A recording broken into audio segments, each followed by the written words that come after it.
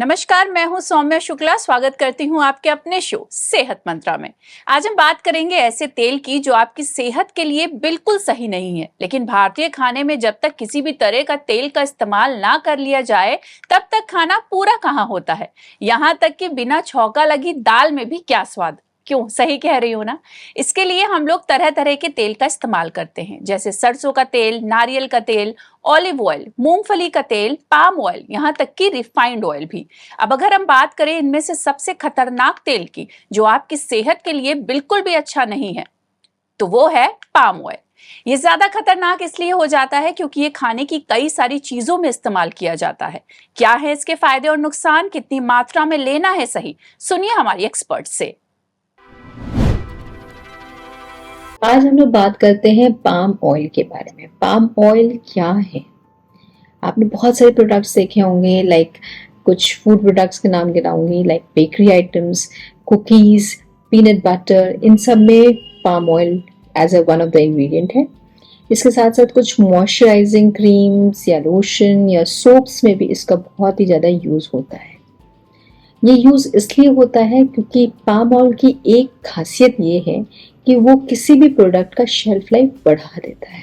तो जैसे ही किसी भी प्रोडक्ट का शेल्फ लाइफ बढ़ा, इसकी प्रोडक्टिविटी और यूजेस ज़्यादा हो गई।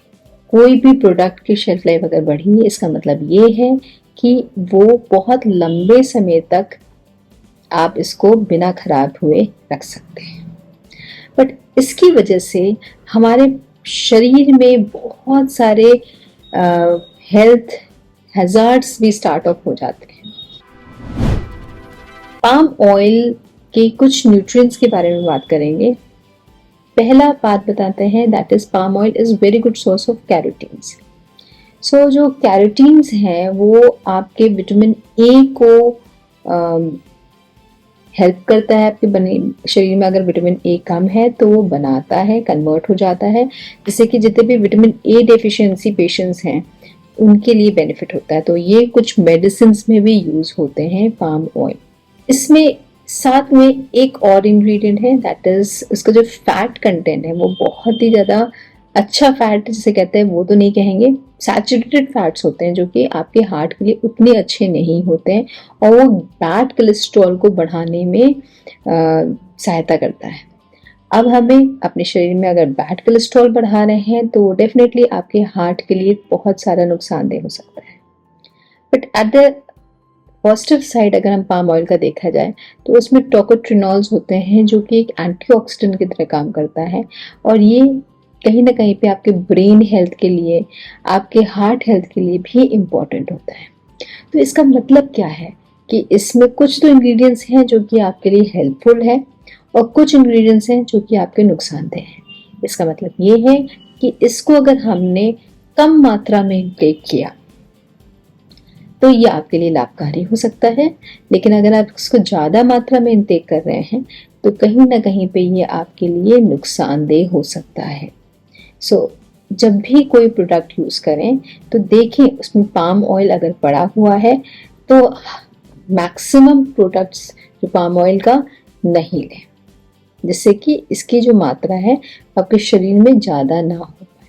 तो बेटर है कि पाम ऑयल वाले इंग्रेडिएंट्स जो हैं वो कम यूज़ करें और अगर कम यूज़ कर रहे हैं तो आपके लिए हेल्पफुल हो जाएंगे। ये पाम ऑयल के एक और गंदा पक्ष रखना चाहेंगे क्योंकि ये पाम ऑयल आपके कोई भी प्रोडक्ट्स के शेल्फ लाइफ बढ़ाता है, इसलिए अब उसका कल्टीवेशन ज़्यादा होने लगा है। ये ग्लोबली इतना ज़्यादा यूज्ड अप होता है जिससे कि जितने भी किसी भी जगह का वेजिटेशन है उसको काट करके डिफॉरेस्टेशन करके अब पाम ट्रीज लगाए जा रहे हैं, जिसमें कहीं ना कहीं पे आपका एनवायरनमेंट, कहीं ना कहीं पे उस एनवायरनमेंट का जो बैलेंस है वो शैटर कर रहा है। वहाँ का एनिमल लाइफ, उनका वेजिटेशंस कहीं ना कहीं पे नुकसानदेह करता है, तो वो भी आपके एनवायरनमेंट के लिए बहुत नुकसानदेह हो सकता है। पाम ऑयल एक और चीज़ में काम करता है, दैट इज बायोफ्यूल्स के लिए।